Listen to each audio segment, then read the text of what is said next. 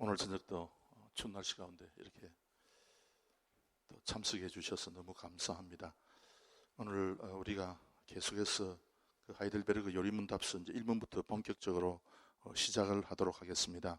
이 하이델베르크 요리문답을 공부하는 그 이유가 있습니다. 그래서 이제 사실 이제 종교개혁 시대까지 제가 말씀을 드렸고, 이제 이 종교개혁 시대 이후에 또 교회들이 이제 유럽 땅에서 세워졌는데, 우리 믿는 믿음의 사람들을 말씀으로 이제 이렇게 세워야 되지 않습니까? 이 말씀이라고 할 때에 성경 말씀을 가지고 우리가 가르치고 배우고, 그래서 이제 말씀으로 이제 우리가 이제 세움을 받는 것인데, 이 말씀으로 세움을 받을 때에 성경은 한 권인데요, 이 해석하는 방법이 각각 다르다는 사실입니다. 여러 종류의 다른 해석의 방법들이 있죠. 그런데 이제 이 말씀을 가지고 말씀대로 아주 정확하게 해석하는 그 방법이 처음부터 예수님, 사도들, 그리고 교부들, 이런 어떤 아주 핵심적인 분들이 가르친 그 말씀 가운데서 그 해석의 방법들이 나왔습니다. 그래서 예수님께서 이제 말씀하는 그 말씀을 중심에서 볼 때에 나와 아버지는 하나이다. 나는 천국에 가면 너희들에게 또 보혜사 성령님을 보내주겠다.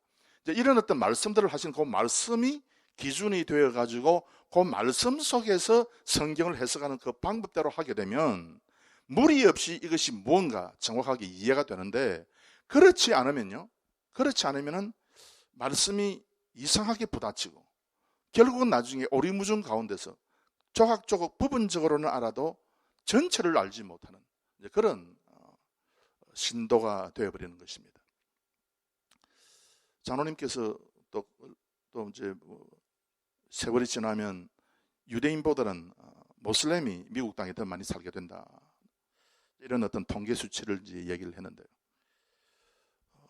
이거 뭐 그냥 나중에 미국이 문제가 생길 것은 아주 뻔한 사실입니다. 반드시 문제가 생기게 되죠. 왜냐하면 유대인들은 가만히 있습니까? 또 뭐 이슬람 사람들은 가만히 있습니까? 기독교인은 가만히 있습니까? 우리가 공휴일도 어떻게 정해야 되느냐? 뭐 어떤 때는 뭐 토요일 하자, 어떤 때는 금요일 하자, 뭐 어떤 때는 주일 하자. 이게 나중에 큰 문제거리가 앞으로 될 수 있는 그 가능성이 많습니다. 그래서 뭐 금요일 하는 사람은 뭐 저쪽 주로 가서 살고, 또 예를 들어서 할랄 먹는 사람은 저쪽에서 먹고, 이렇게 못하지 않습니까? 그래서 앞으로 큰 문제거리를 우리가 이제 문제 소지를 안고 우리가 출발하는데요. 하나님께서 그러나 반드시 말씀대로 인도를 해주십니다. 이 말씀대로 정확하게 인도하는 방법을 가르치는 책이 아주 적은 책인데요, 그걸 이름하여 하이델베르크 요리문답이라 그럽니다. 이 하이델베르크 요리문답을 보면, 책으로 보면 아주 얇습니다. 그냥 앉은 자리에서 그냥 한 30분, 1시간 하면 다 읽을 수 있는 그런 내용의 아주 조그만 책자예요. 이 아주 조그만 책자인데 이 책자에서 말하는 것을 정확하게 따라서 이해를 하게 되면요, 정확하게 믿음이 무언가, 믿음의 체계가 무언가 하는 것을 정확하게 파악을 하게 됩니다. 그래서 이 하이델베르크 요리문답을 가지고 독일 교회가, 스위스 교회가, 그리고 화란 교회가, 또 이제 이분들이 이제 성경을 가지고 미국 땅까지 이제 이민을 오면서 그 성경과 더불어서 하이델베르크 요리문답을 가지고, 시편 찬송을 가지고, 벨직 신앙 고백을 가지고, 또 도로트 신경을 가지고, 또 영국 사람들은 또 비슷한 웨스트민스터 신앙 고백서들을 가지고 이 미국 땅에 와서 여기서 교회를 한 거예요. 그런데 가만히 이제 이게 유럽이나 미국이나 판도를 쭉 살펴보면은 성경만 가지고 하면 믿어보자 하는 교회는 지금 다 흔들거리고 있어요. 이빨이 흔들리고 있습니다. 그러나 하이델베르크 요리문답 혹은 웨스트민스터 신앙고백, 이와 같은 것을 가지고 성도들에게 계속해서 이것이 무엇이냐, 이것이 무엇을 이야기하는 것이냐, 그래서 성경이 이야기하는 것이 무언가 하는 것을 정확하게 설교를 하고 가르친 교회는요, 미국에도 든든히 있어요. 캐나다도 마찬가지고요. 캐나다도 여러분 뭐 교회가 다 엉망이 됐다. 천만의 말씀입니다. 캐나다도 여러분 뭐 아침에 1000명 모이면 저녁에 그대로 1000명 모이는 교회들이 많습니다. 깜짝 놀랐습니다. 지금 이 시대에 어떻게 이런 교회들이 있을 수 있느냐. 보면은 매주 하이델베르크를 가지고 목사들이 설교를 합니다. 그래서 목사들이 원하는 설교, 자기가 은혜 받고 자기가 깨닫고 한 그거는 물론 그것도 설교를 하지만, 그러나 믿음의 조상들이 물려준 그걸 그대로 정확하게 이걸 돌아가면서 계속 설교를 해라. 그렇게 해서 성도들이 은혜 받고 믿음의 기초를 굳히고 믿음의 건물을 지어가도록 하라. 이제 그것이거든요. 그래서 우리가 하이델베르크 요리문답을 공부한다 하는 것은 그 어떤 지식을 하나 더 붙이는 데 있는 것이 아닙니다. 그래서 다른 몰랐던 것이 있는데 내가 지식을 하나 더 붙여서 내가 이제 깨달아야 되겠다. 그것이 아니고요. 물론 뭐 그런 식으로도 볼 수 있지만 더 중요한 것은 믿음의 집을 어떻게 짓는가. 내가 어떻게 믿음의 집을 지어가는 것인가. 이 집을 어떻게 지을 때 내가 하나님의 말씀을 정확하게 내가 깨닫고 내가 이걸 이해할 수 있는가 하는 그것을 공부를 하는 거예요. 그래서 이거는 믿음의 체계에 관한 말씀이기 때문에 때로 여러분에게 어렵게 느껴질 때도 있습니다만은, 그러나 하나씩 이 말씀을 듣게 되면 여러분에게 큰 은혜가 될 줄로 믿습니다. 그래서 오늘 저녁에 여러분 요리 문답서 받은 거 있지 않습니까? 요리 문답서 받았는데요.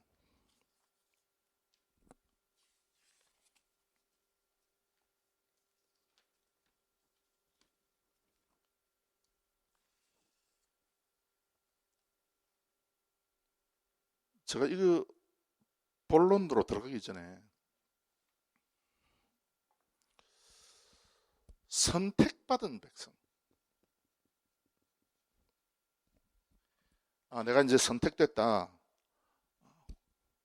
선택에 대해서, 하나님의 영원한 선택에 대해서 우리가 이걸 이제 말씀을 듣고 내가 영원한 선택의 자리에 들어가 있다. 나는 분명히 선택의 백성이라 라고 생각하는 그 사람들에게 있어서 내가 선택을 받았다는 이 구원의 확신이라고 그러죠.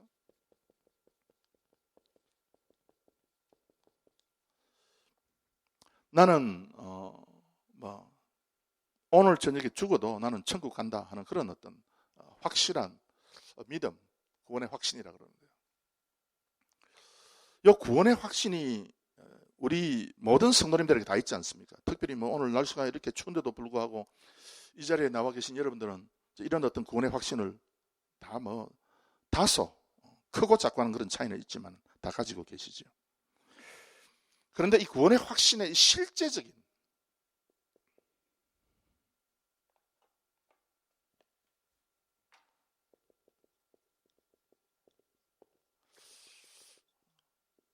구원의 확신은 반드시 실제적인 현상이 있어요. 내가 구원을 확신하면요, 반드시 어떤 현상이 나타납니다. 내 마음속에서. 그것을 오늘 뭐라고 얘기하는가 하면 문 1번에 보면 살든지 죽든지 당신의 유일한 위로는 무엇입니까? 그래서 이 위로라고 하는 것이 택한 사람의 마음속에 이 위로가 발생한다는 뜻입니다.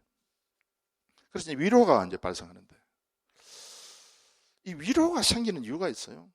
그걸 뭐라고 얘기하고 있는가 하면, 그 답에 보시면 여러분, 살든지 죽든지 간에 나는 죽어도 좋고 살아도 좋고 망해도 좋고 흥해도 좋고 잘 살아도 좋고 못 살아도 좋고 건강해도 좋고 병들어도 좋고 어떻게 되든지 간에 나의 유일한 위로는 대단한 여러분 문구 아닙니까? 이런 문구를 제가 읽을 때 참 이 마음속에 엄청 이 감동이 밀려오는 것은, 그래, 이 위로라고 하는 것은 지금 현재 나의 삶과는 관계없이, 내 어떤 형편과 관계없이, 내가 더 배우고 덜 배우고 더 많이 가지고 적게 가지고 그런 차이를 다 떠나가지고 살든지 죽든지 간에 내가 가지는 유일한 가장 중요한 핵심적인 절대적인 그 위로, 그게 뭐냐라고 이제 물었고, 그래서 그 위로는 나의 몸과 영혼은 나 자신에게 속한 것이 아니라 모두 나의 신실하신 주 예수 그리스도에게 속했다는 것입니다. 이걸 한마디로 말하면 내가 그리스도에게 속했다 라고 하는 그 말을 한마디로 뭐라고 표현하는가 하면은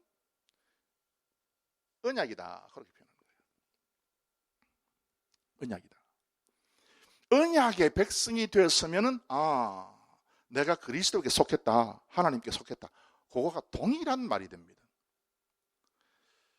여러분 이제 1년간 한 1년 동안 여러분 제가 그리는 이 문자, 저는 어떻게 생각하는가 하면 그 히브리 문자는요, 하나님께서 직통 계시를 해준 문자입니다.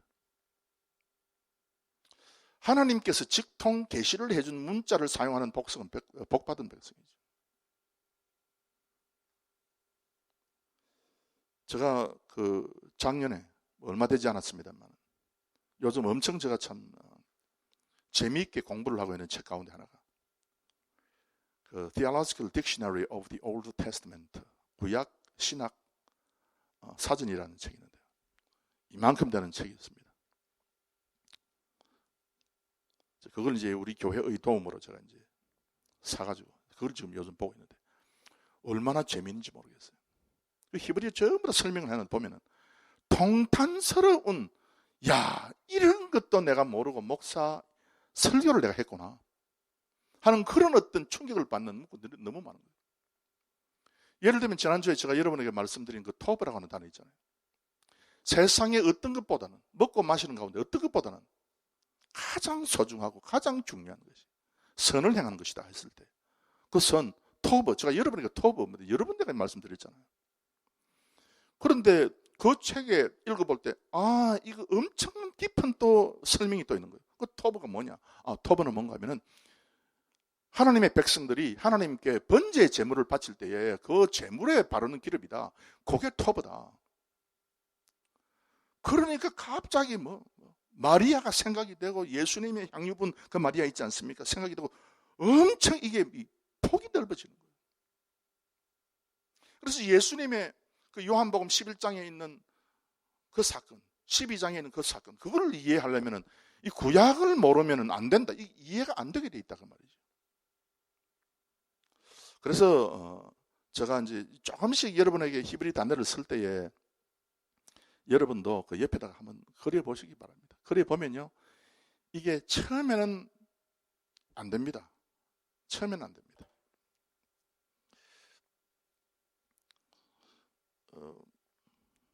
제가 언어를 공부를 하는데 그 네덜란드 말을 제가 공부를 하는데 그 화란 그 네덜란드 교수님 저를 이제 불렀어요. 교수실로 불러가지고 미스터 강은 그 화란어 공부를 어떻게 하느냐 물었어요. 저게 화란어가 독일어하고 비슷해요. 그리고 독일을 알면 화란어는 뭐 그냥 80% 정복하는 거나 마찬가지죠. 왜 제가 화란어를 공부를 했는가 하면 이 개혁주의의 아주 중요한 서적들이 화란어로 많이 되어 있기 때문에 그래서 제가 화란어 공부를 한 거죠. 한국에 있을 때부터. 그래서 화란어 뭐 그냥 그 문법을 떼고 그 다음에 강독을 좀 하고 그 다음에는 이제 수업이 없잖아요. 뭐 한 2년 공부하고 나면 수업이 없어요. 그래서 그 화란어를 가르치는 그 교수님들 그리고 화란에서 온 그 화란 교수님이 제게 이제 묻기를 어떻게 공부하느냐 딱 꺼내고 나서 토요일 날은 수업이었기 때문에 토요일 날 그냥 막 화란어 책을 막 오전 중이나 오후에 막 한 4-5시간씩 공부를 합니다. 그러니까 너 그런 식으로 하면 절대 그 화란어 공부 못한다. 절대 독파를 하지 못한다 그래요. 그 4시간, 5시간 너무 많다는 거야. 공부 시간이. 아니 나는 독파를 하려면 10시간, 20시간 공부하라 그렇게 이야기할 줄 알았는데 4시간, 5시간 일주일에 공부하는 그게 많다 그러니까 제가 오히려 되물은 거예요. 그럼 어떻게 그럼 하는 거냐? 내가 물으니까 그 네덜란드에서 온 그 교수님이 하시는 말씀이 매일 5분씩만 해라. 매일 5분씩만.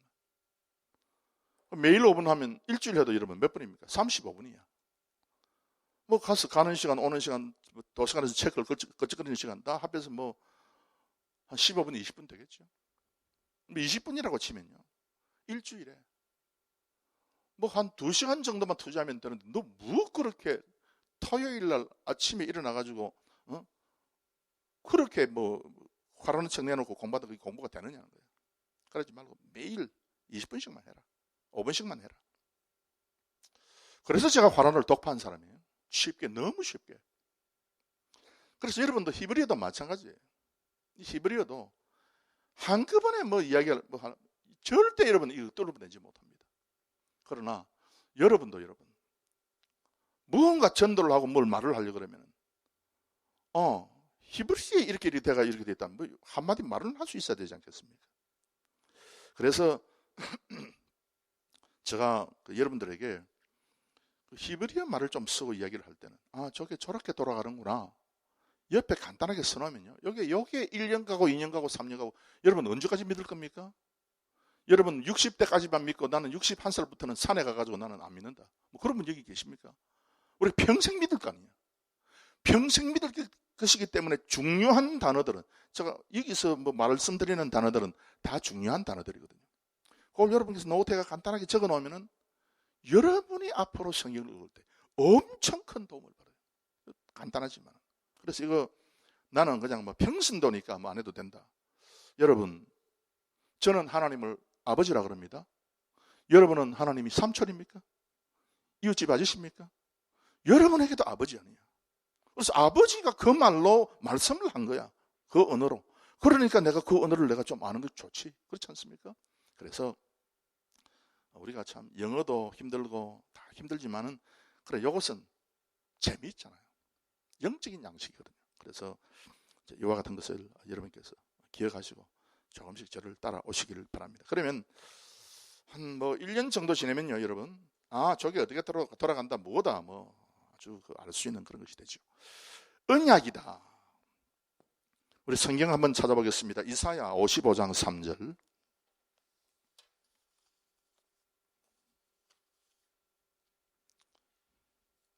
이사야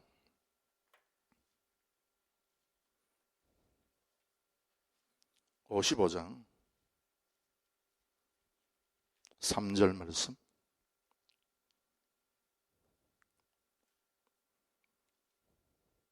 우리 다 함께 읽겠습니다. 시작. 너희는 귀를 기울이고 내게 나와 들으라. 그리하면 너희 영혼이 살리라. 내가 너희에게 영원한 언약을 세우리니 곧 다윗에게 허락한 확실한 은혜니라. 아멘. 여기 영원한 언약 있죠. 영원한 언약을 세운다 그랬어요. 그 다음에 좀 넘어가서 예레미야 31장.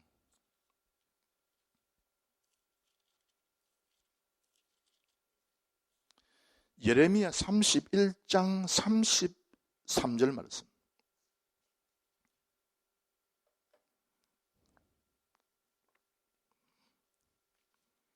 예레미야 31장 33절 말씀 다 함께 읽겠습니다. 시작. 나 여호와가 말하노라. 그러나 그날 후에 내가 이스라엘 집에 세울 언약은 이러하니 곧 내가 나의 법을 그들의 속에 두며 그 마음에 기록하여 나는 그들의 하나님이 되고 그들은 내 백성이 될 것이라. 아멘. 여기에 이스라엘 집에 세울 언약, 확실한 언약, 뭐 이스라엘 집에 세울 언약, 이 언약이라고 하는 단어가 많이 나타나는데, 이 언약이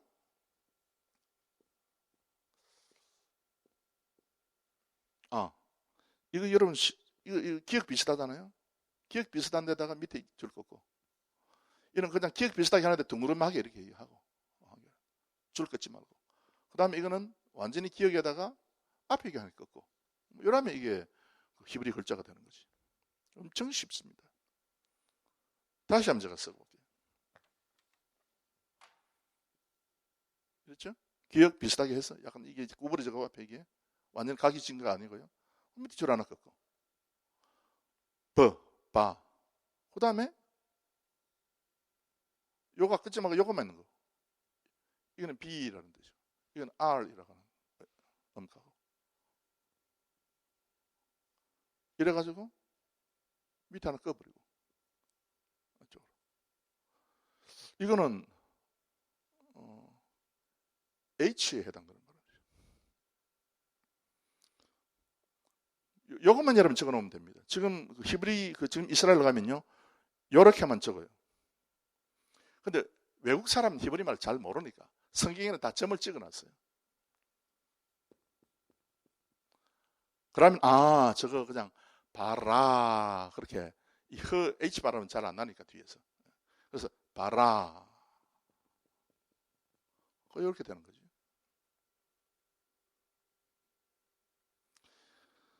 여러분 이거 알면요, 여러분 엄청 재미있을 뿐만 아니라 다음에 여러분 치매가 완전히 사라지게 됩니다, 여러분. 그래서 이게 이제 언약인데, 목사님 그 봐라 어디 많이 들은다는데, 요 봐라 또 뭐 다른 거 뭐 없습니까? 있죠. 이거는 전 여러분 안 적어도 되고 몰라도 되는 거예요. 또 똑같이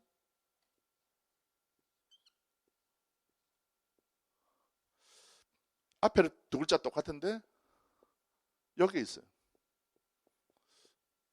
요것도 봐라인데 똑같은 단어인데 지금 몰라도 돼. 예. 똑같은 단어인데 요거는 창조하다.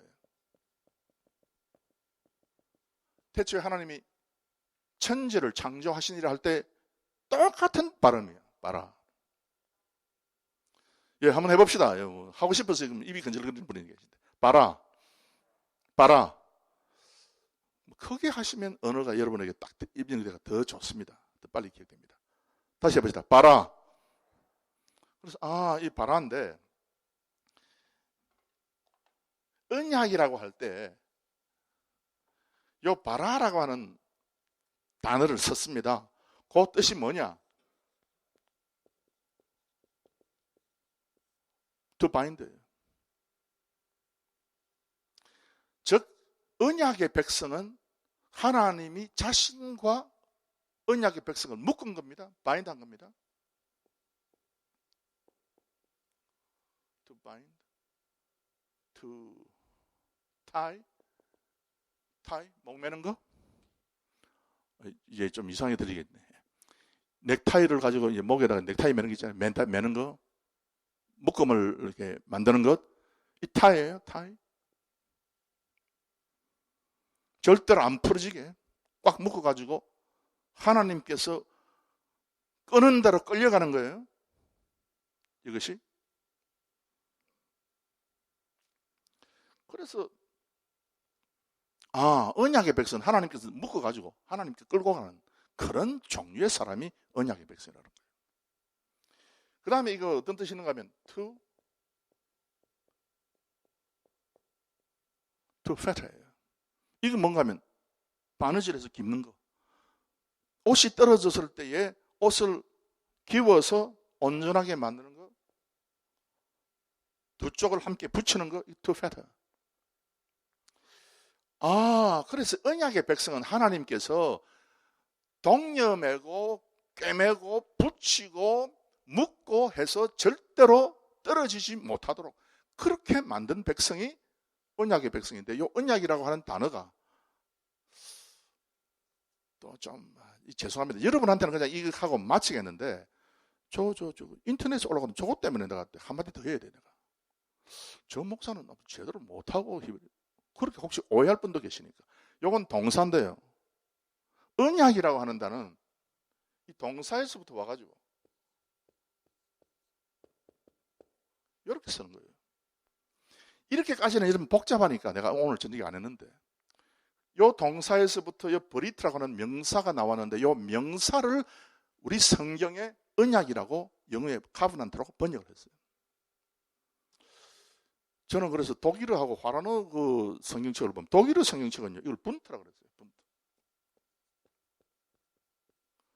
분트는 쇠를 녹여가지고 함께 붙이는 거예요. 함께 하던 뭐 책을 재본하는 거예요. 그래서 이게 바인드예요. 독일어의 분트나 영어의 바인드나 다 똑같은 이 유럽 계통의 언어거든요. 그래서 이건 너무 이게 또 여러분에게 처음부터 하나도 너무 복잡할까 싶어서 제가 이걸 뺀 거예요. 제가 브리트를. 그래서 봐라. 언약을 맺어 놓으니까 이상하게 위로라고 하는 것이 계속해서 나타나더라 그 말입니다. 요게. 자, 여러분께서 그래서 이제 어떻게 이 언약이 이제 어떻게 이제 차지하는가, 그건 제가 여러분에게 계속해서 말씀을 드려요. 그래서 이제 이 언약에 하나님께서 자신과 어떤 사람, 즉 우리를 동념해 가지고 하나님께서 원하시는 대로 가도록 그렇게 묶어서 끌고 가는 그 백성들에게 위로라고 하는 것이 발생되는데, 오늘 그 본문 고린도후서 1장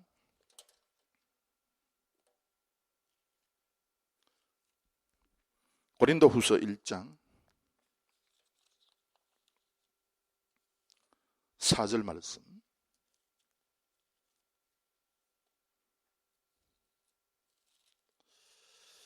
고린도후서 1장 4절 말씀.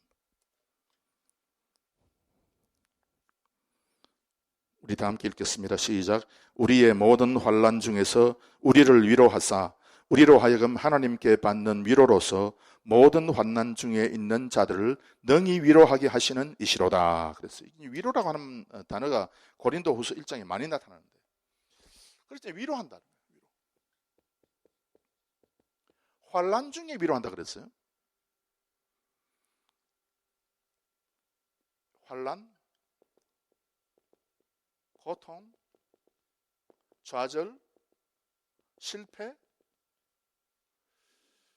뭐 다른 사람에게 있어서 뭐 욕을 듣는 그런 어떤 여러 가지 어떤 인생에 있어서 부정적인 요소들을 우리가 경험할 때에 하나님의 택함을 입은 백성들은 여기 위로로 나타난다. 그런데 하나님의 택함을 받지 못한 이방인은요, 동일한 환난과 고통과 좌절과 실패가 주어질 때에 낭망으로 나타난다 그랬어요. 그래서 내가 어떤 일을 당했을 때에 나의 반응이 위로로 나타나느냐 아니면 낭망으로 나타나느냐는 그 분기점에 따라서 내가 하나님의 택함을 입은 자이다는 확증을 우리가 할 수 있어요.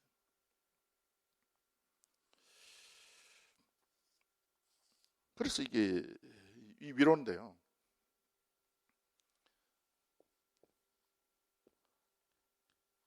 다시 히브리입니다. 다시 이제 히브리어인데 좀 짧은 기억이에요. 위에가 좀 짧은 기억에다 쭉 끄고 이렇게만 하면 돼요. 얼마나 쉬운지 모르겠어요. 이게 음가가 N.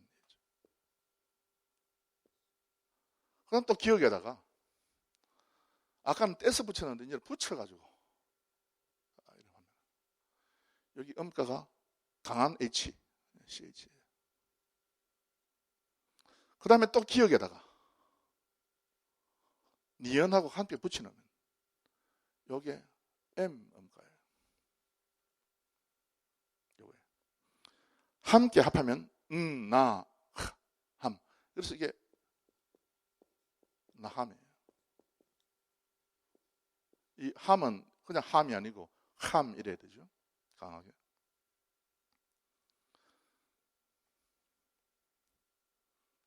다시 한번 써볼까요?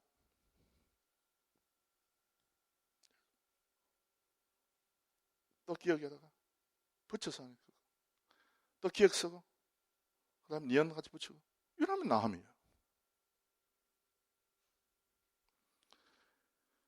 그래서 밑에 이제 모음을 끊는데 이 모음은 여러분 전혀 필요 없어요. 다음에 비슷하게 붙이니까. 나함인데 이 나함이 뭔가 하면 슬퍼하다는 뜻이에요. 슬퍼하다. To be sorrowful. 고통을 당하다. To be under tribulation.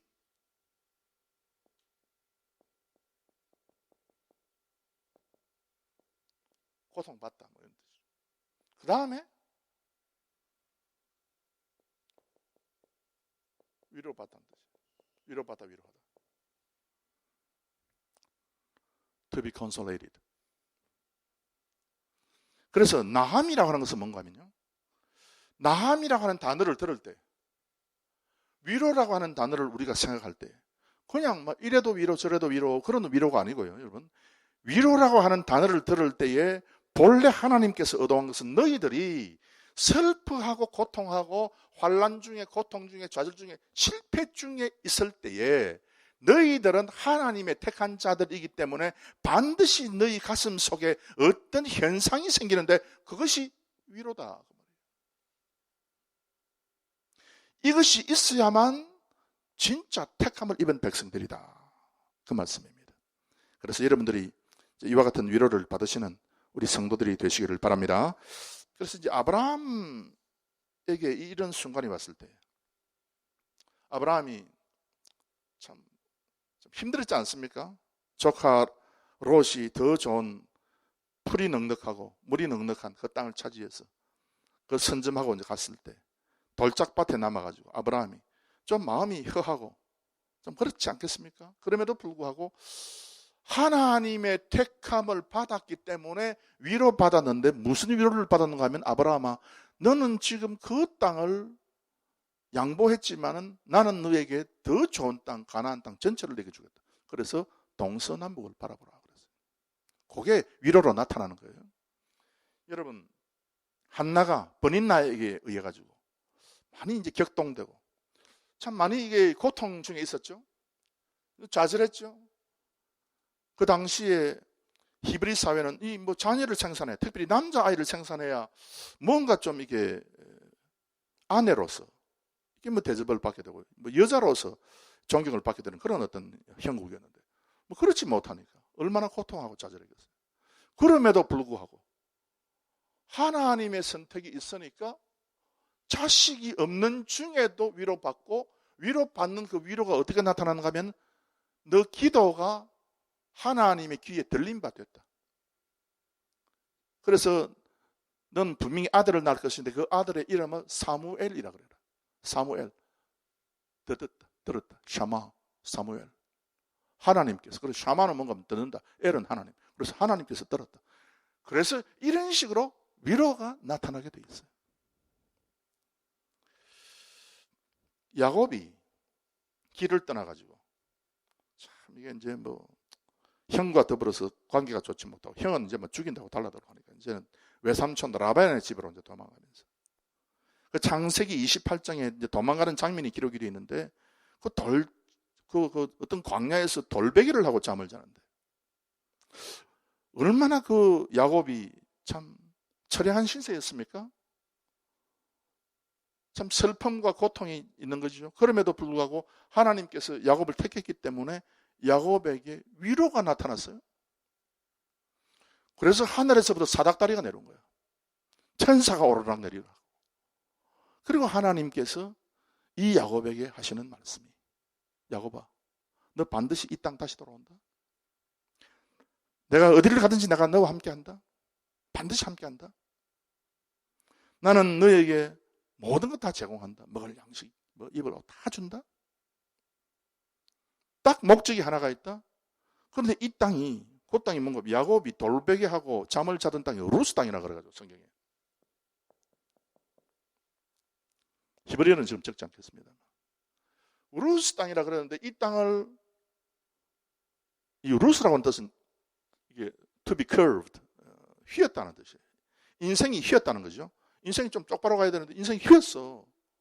너무 좌절이야, 실패야, 너무 살기 싫어, 힘들어. 그런데 이 루스 땅은 참 고통의 땅이고 인생에 있어서 고난의 땅인데 그런데 이 루스 땅을 뒤에 이 땅을 뭐라고 이름을 바꿨는가 하면은 베델이라 그랬어요. 베이트 엘 하나님, 베이트 집, 하나님의 집이다. 여러분 그래서 위로가 그렇게 나타났어요. 그래서 믿는 사람에게는 다 이런 식으로 이제 위로가 이제 나타나는데요. 오늘 저녁 마치기 전에 그러면 어떻게 해?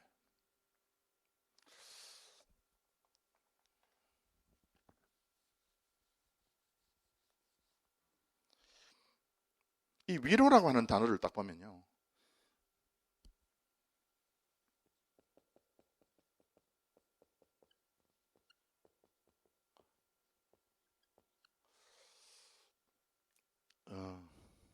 파라클레이시스라 그래요.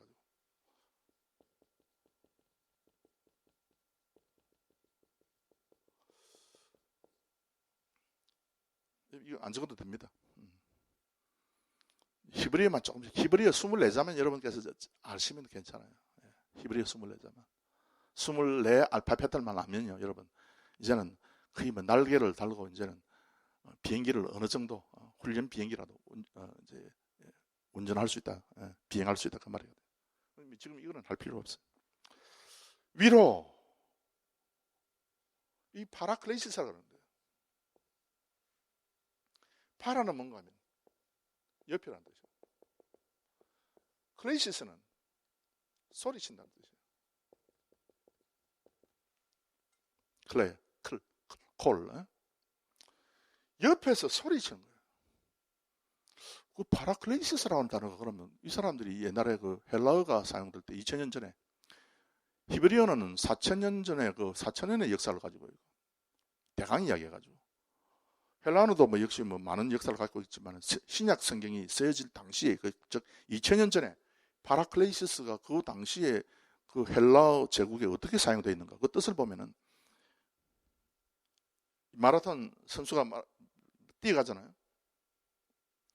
뛰어가면은 힘내라고 옆에서 소리치는 사람이야. 옆에서 소리치는 사람. 뭐 그냥 내 편이 응원해주는 그 응원 소리에 힘이 나는 거예요. 마라톤 선수가. 그리고 이 파라클레시스가 뭔가 하면은, 여러분 그 권투 경기가 그 헬라 시대에 있었지 않습니까? 그리스 시대에. 링 위에 올라가서 두 사람이 이제 이거 뭐 수건 같은 거 감고 이제 싸우는데, 옆에서 소리치는 사람이 있잖아. 감독이나. 감독이 옆에서 소리치는 거야. 더 소리치는 거예요. 운동 경기 끝나면 선수는 괜찮은데 감독이 목이 쉬어버리잖아. 그만큼 옆에서 소리치잖아요. 밑으로 숙여라, 뭐 왼쪽으로 돌리라, 뭐 엎어컷을 내라. 계속 옆에서 소리치는 거야. 잘 되라고, 잘하라고. 그래서 나중에 승리하게 되는 거지. 좋은 감독을 만나가지고. 그런데 여러분, 이 파라클레시스라고 하는 동일한 단어가 어디 있는가 하면은 요한복음 14장 16절에 있어요. 우리 다 함께 찾아서 보겠습니다. 요한복음 14장 16절.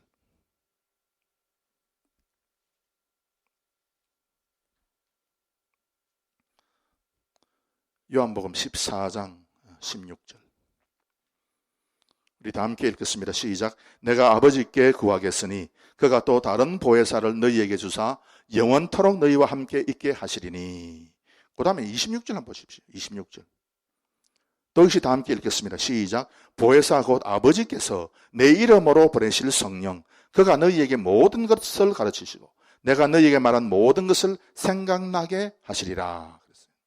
그때 나오는 보혜사.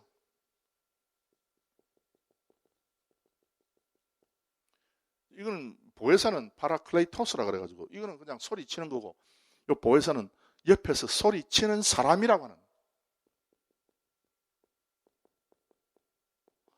파라클레이토스라 그래가지고 옆에서 소리치는 사람. 그래서 이 보혜사가 성령이죠. 성령. 여러분이 성경에 보혜사 해가지고 그게 뜻을 어떻게 쓰는가 하면은, 옆에서 소리치는 사람이라고 그렇게 적어놓으면 돼요. 옆에서 소리친다. 옆에서 고함치는 거예요. 믿음의 사람들이 천성길을 향해서 가고 있는데 그 천성길 옆에서 쓰러지지 않도록 고함치고 격려하고 하는 그것이 바로 위로다 그 말입니다. 그래서 위로.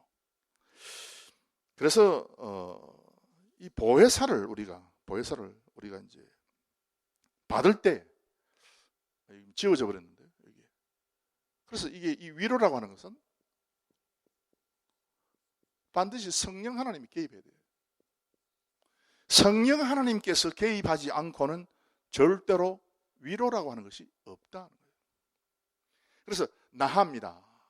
우리가 좌절하고 힘들어할 때마다 우리에게 힘을 내도록 하는 그분이 보혜사인데, 이 보혜사를 예수님께서 당신의 이름으로 보내주시는데, 이 보혜사, 이 성령이 있을 때에 비로소 우리에게 충만한 위로가 있다 그 말입니다. 그래서 여러분, 이 위로를 여러분께서 받게 되기를 바라는데, 성령 하나님께서요, 오늘 진짜 마지막으로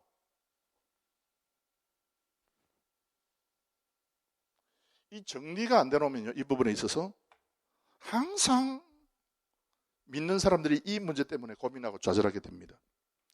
성령 하나님의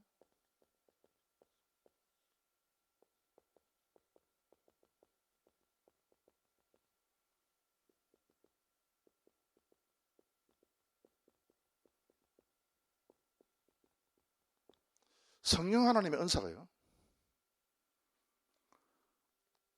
일반적 은사가 있고 개별적 은사가 있어요. 이걸 구별하지 못하면요, 우리가 헷갈리게 돼요. 괜히 문제가 생겨요. 이것 때문에 문제가 생긴 교회가 고린도 교회예요. 자, 물어봅시다.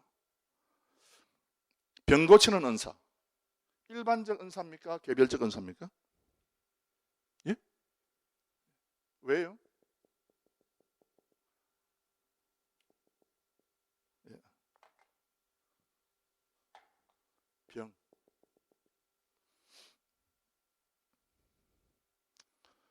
기적을 행하는 은사, 개별적이죠. 사랑의 은사는요? 사랑의 은사는요? 사랑의 은사는 개인적으로 받는 은사입니까? 누구나 다 받아야 되는 은사입니까?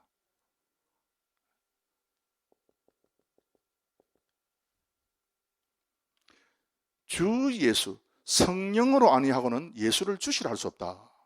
그 말씀입니다. 고린도전서 12장 1절 5절에 그 말씀입니다. 그 믿음, 그 믿음의 은사는 개별적인 은사입니까? 일반적인 은사입니까? 예? 예? 그 믿음은 어떤 일부 사람에게만 주는 그런 믿음의 은사입니까? 아니면은 예수님을 믿는 믿음의 은사는 우리 모든 사람에게 다 주는 겁니까? 예?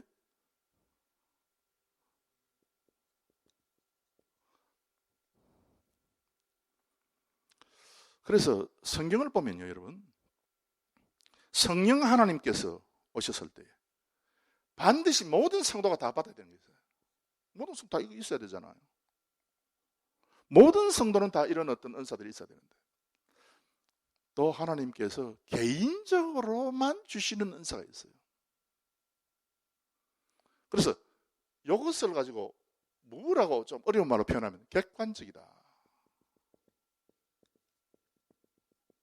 이걸 가르쳐서 주관적이다.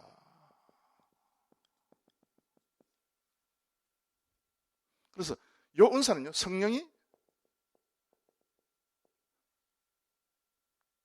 하나님의 뜻에 따라 나누어 주시는 거예요.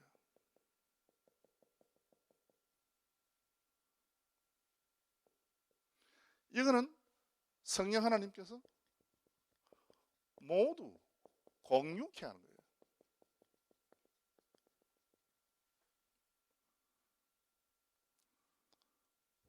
그래서 교회에 와가지고 여러분, 우리가 교회 생활을 할 때에 여러분, 방언은요, 방언은 이겁니까, 이겁니까? 개별적이죠. 이 문제가, 이 한국 교회가 처음 1980년도에 이 방언 문제 때문에 문제가 생겼습니다.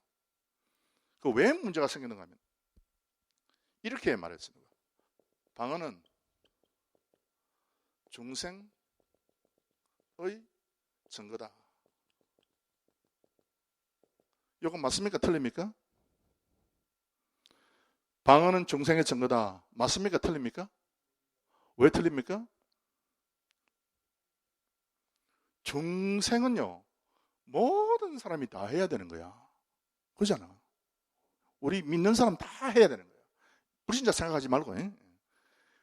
방언은, 그래서 어떤 분이 이야기하기를 모든 성도는 전부 다 방언해야 된다, 그 말이야. 이게 아니잖아. 그래서 방언은 없어졌다. 사라진 거다. 이미 이제 없다. 방언은 중생의 증거다 하는 그 말에 반박하기 위해서 또 어떤 일부의 사람들이 방언은 없어진 거다. 그럼 초대교회에서 지금은 없다. 이게 맞아요, 틀려요? 이것도 틀려. 이것도 틀리고 이것도 틀리는 거예요. 우리는 뭘 이야기하는 거 하면 우리는 방언은 아직도 성령 하나님께서 역사하는 것으로서 개인적으로 주시는 거다. 개인적으로 주시는 것이기 때문에 너 받아라. 이래 말 못한다. 개인적으로 주는 것이기 때문에. 그래서 이와 같은 은사론에 대해서 우리가 오해가 없어야 되지요. 이거 잘못하면 어떻게 되는가 하면 제가 최근에 어떤 목사님하고 이야기를 나누면서 그분이 이런 이야기를 했습니다. 자기는 참 하나님의 그 은사를 너무너무 사모한대요. 그래서 내가 무슨 은사 사모하냐 내가 물었어요. 자기가 사모하는 은사는 병 고치는 은사야. 여러분 물어봅시다. 제가 병 고치는 은사 있어가지고 암 환자 다 해서 한 2시간 통성 기도하고 주여 물러가게 하여 주시옵소서 그렇게 기도했다. 그래가 병이 나았다. 그런 어떤 은사를 내가 받아가지고 내가 목회를 하고 있다. 우리 교회가 미어 터지겠습니까? 아니면 지금 요즘처럼 이렇게 했습니까? 이제 묻는 거야 여러분에게. 야, 그냥 병 고치러 오는 사람이 이게 뭐 줄을 섰을 거 아니야? 집회 때면 되면 한번 그 목사님한테 그 손 한번 참 언제 짐을 당하려고 얼마나 사람들이 미어 터지겠어. 그런데 여러분 하나님은 그런 방식 가지고 절대로 이게 안 해요. 예수님께서 세상에 오실 때 왜 하필이면 마구간에서 태어나셨나고? 헤롯 왕궁에서 번듯하게 태어나셔가지고 나자마자 그냥 완전히 근육이 들어붙고 3일 만에 뛰어다니시고 무리를 걸어 다니시고 3일 만에 그러면 사람들 번쩍 저 진짜 예수님 이렇게 될 텐데 왜 예수님께서 그렇게 안 하시냐? 왜냐면 믿음이라는 것은요, 여러분 외부적인 병이나 이것이 중요한 것이 아니고 내부적인 믿음의 핵심과 골자가 있어요. 그거는 숨겨져 있어요. 그거는. 하나님은 그건 감추어뒀어요. 그러니까 이걸 갖다가 우리가 그래서 진짜 참 믿음 있는 사람은 그 엉터리 그런 거 보고 쫓아다니는 그거 아니다 하는 것입니다. 그래서 저는 모르겠습니다. 하나님께서 제게 은사를 주면 저는 좋겠지. 쓰고 또 하나님의 교회를 위해서 사용해야죠. 그런데 그래서 내가 그 목사님한테 물었어요. 그 목사님 병 고치는 은사 그거 언제부터 그거 갖기를 원했어요? 저는 내가 한 번도 주님한테 내가 그거 강구를 안 했거든. 그러니까 그 목사님이 하는 말씀이 자기가 신학교 다닐 때부터 그렇게 강구를. 지금 목사님 지금 실례지만 나이가 몇 살입니까? 55이에요. 그러면 지금 거의 30년을 기도한 거예요. 그래서 내가 그래서 목사님 그거 포기하고 성경이나 열심히 읽으세요. 이것은요 개인적으로 주어지는 것이기 때문에 이건 관계없어요. 여러분 가르치는 은사는 일반적 은사입니까? 아니면 개인적 은사입니까? 가르치는 은사? 개인적 은사네요. 목사님이 가르치는 은사를 갖고 있으면 되지. 또 아직 35년을 기도해도 안 되는 거 그거 왜 그걸 가지고 기도하느냐? 물론 기도를 계속해서 해도 되지만. 그래서 그런 분들은 그러면 그렇게 생각하면요 여러분 모든 목사들이 전부 다 병 고치는 능력을 가지고 있으면은 얼마나 복음 전하기가 좋겠어. 예? 예를 들면 선교사님들이 모든 선교사님들이 방언할 수 있고 방언 통역할 수 있고 뭐 때문에 독일 배우고 뭐 때문에 말레이시아 말을 배우고 인도네시아 말을 배운다고 2년 3년씩 고생하고 왜 그러냐고? 방언만 해버리면 되지. 그래서 그게 아니다. 그래서 왜 그런가 하면요 그 은사들이 일반적 은사와 개별적 은사로 나누어지기 때문에 그렇다는 겁니다. 그러나 여러분 성령 하나님의 은사 가운데 사랑도 있고 믿음도 있고 오늘 저녁에 다는 이 위로가 있어요.